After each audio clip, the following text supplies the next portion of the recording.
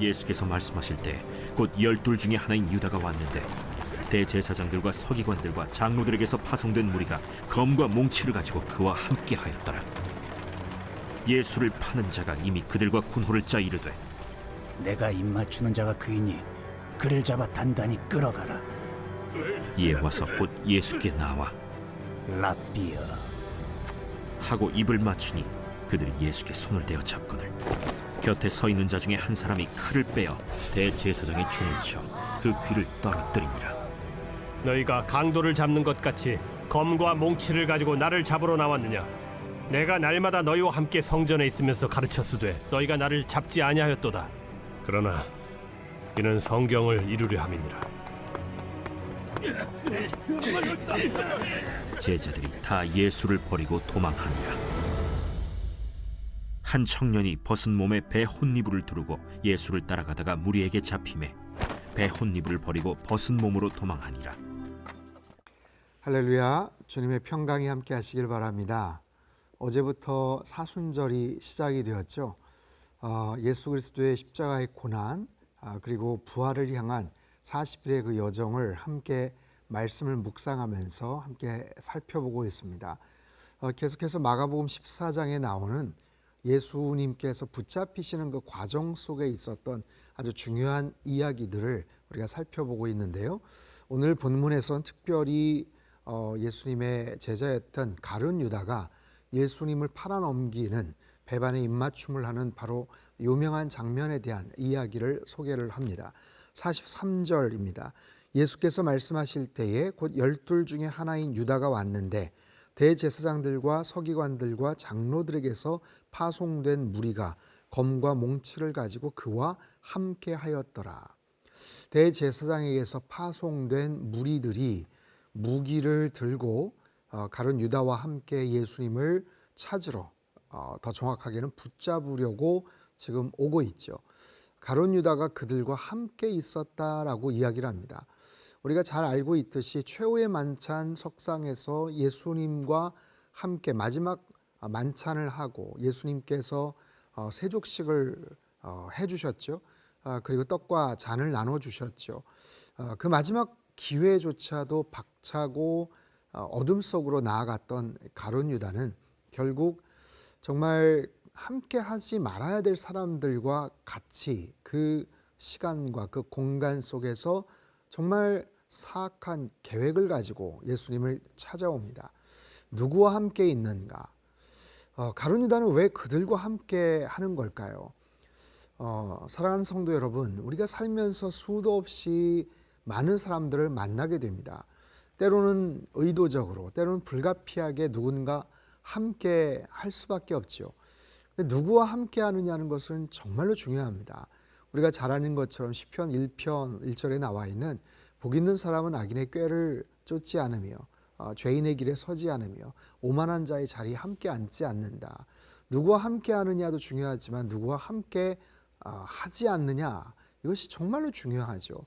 가룟 유다는 정말 결정적인 상황 속에서 악한 사람들과 동행하고 있어요. 그들과 함께 모의를 하고 있고 그들과 같이 꾀를 가지고 예수님을 지금 붙잡기 위해서 그렇게 행동을 하고 있습니다.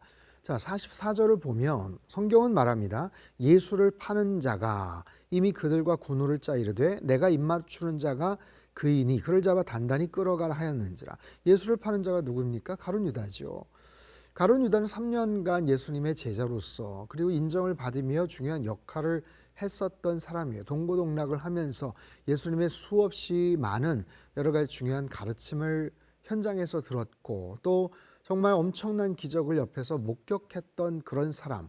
그런데 그의 말미에는 그는 단순히 그냥 예수를 파는 자라고 성경은 그를 기록합니다. 얼마나 치욕스럽습니까? 얼마나 부끄러운 이름입니까? 예수님과 함께 지냈던 3년간의 정말 영광스러운 그런 시간들, 그리고 앞으로 펼쳐질 복음의 증인으로 초대교회 정말 수장과 같은 역할들을 할 수 있는 그런 기회가 열렸음에도 불구하고 그 사실을 인지하지 못한 채 가룟 유다는 어리석거나 무지해서가 아니라 너무 똑똑해서 너무 계산이 빨라서 그랬죠. 자기가 모든 것들을 정말 움직일 수 있다. 그리고 모든 것들을 자기가 원하는 방향대로 뜻대로 그렇게 모든 것들을 지도하고 또 그렇게 디렉션할 수 있는 어떤 그런 자기 꾀에 스스로 넘어갔다고 할까요? 그런 측면에서 그는 굉장히 정말 어리석을 뿐만 아니라 너무나도 참 안타까운 그런 운명을 스스로가 그렇게 만들어가는 거죠.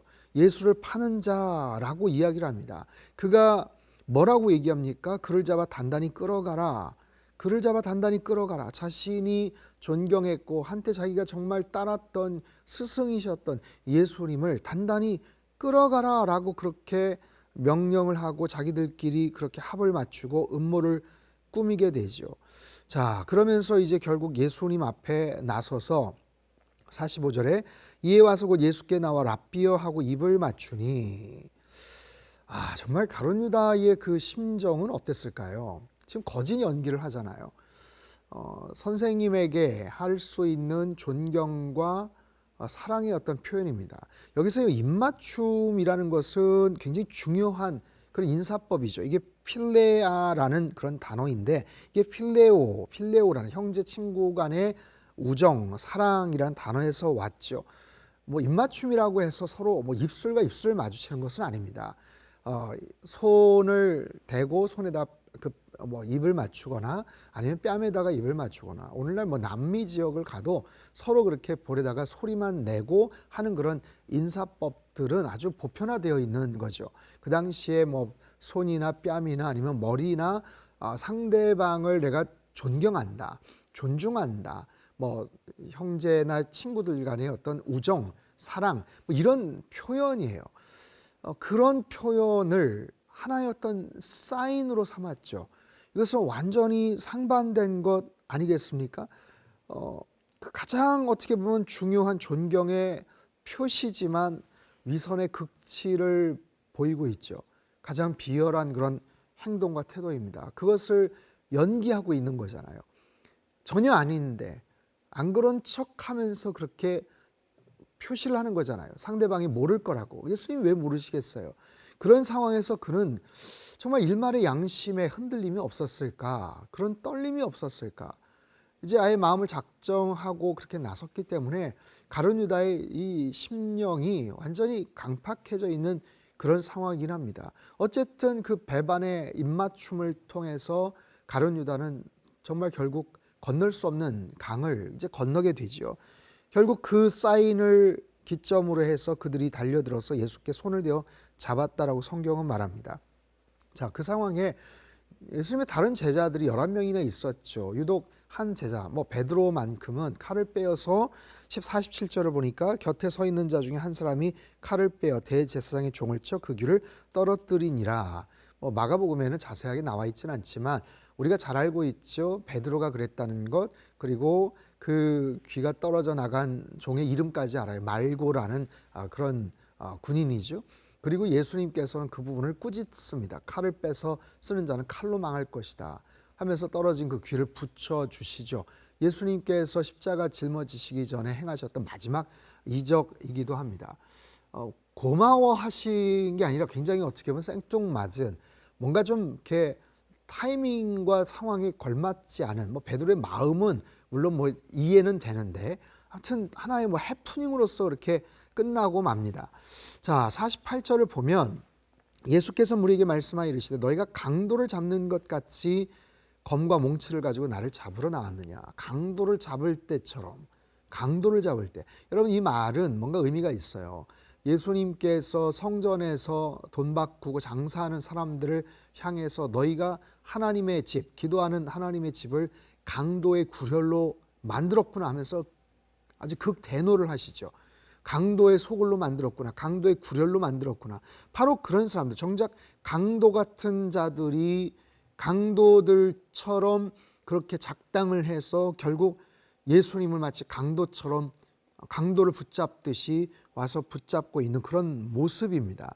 예수님께서 당당하게 말씀하셔요. 49절 내가 날마다 너희와 함께 성전에 있으면서 가르쳤으되 너희가 나를 잡지 아니하였도다. 그러나 이는 성경을 이루려 함이니라 하시더라. 왜 내가 얼마든지 성전에서 너희를 붙잡을 수 있는 그런 모습으로 노출이 되어 있고 아무런 무장해제한 채 있었는데 왜 그때는 가만히 있었느냐? 가만히 있을 수밖에 없었죠.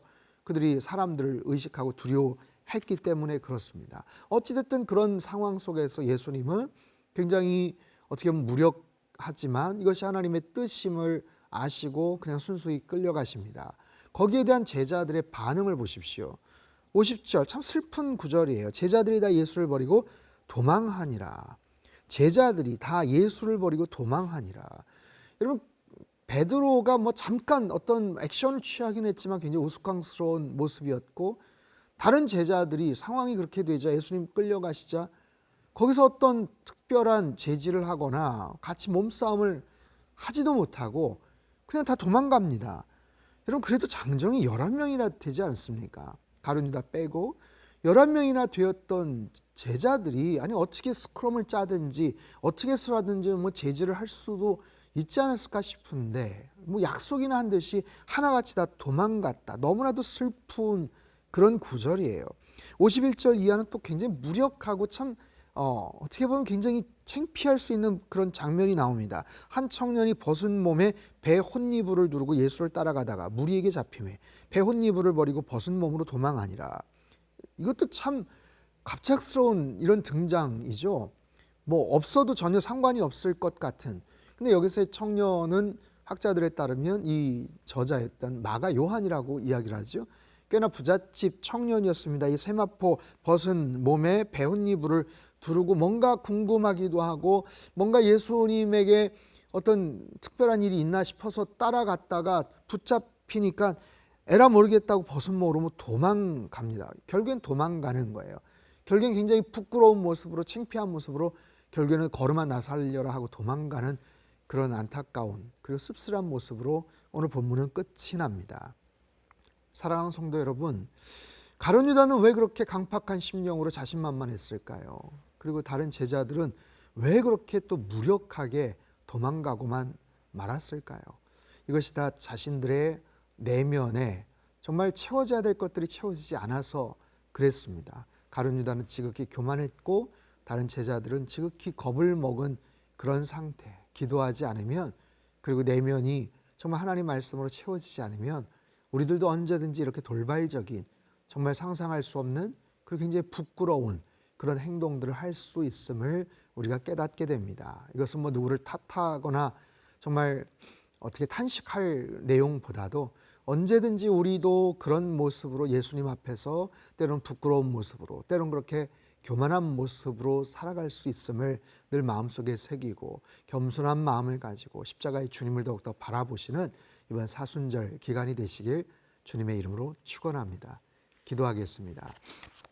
사랑하는 주님, 우리를 위해서 모든 것을 다 버리시고 사랑하셨던 그 예수님을 자신의 계략에 근거해서 팔아넘기고 있는 가룟 유다나 너무나도 무력한 모습으로 에라 모르겠다 하면서 도망가고 있는 다른 제자들의 그 정말 비겁하고 무력한 모습을 봅니다. 열심히 성경 공부도 하고 제자로서 예수님을 따랐던 그들의 3년의 그 헌신과 그 희생이 도대체 어디에 갔는지 참 답답하고 참 우리에게도 많은 교훈을 주는 그런 내용입니다.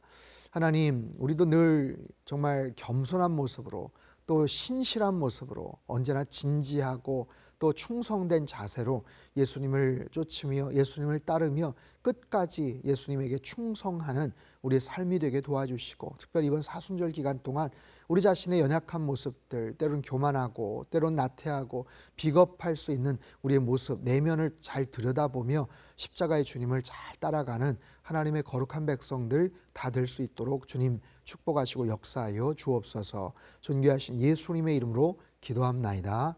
아멘.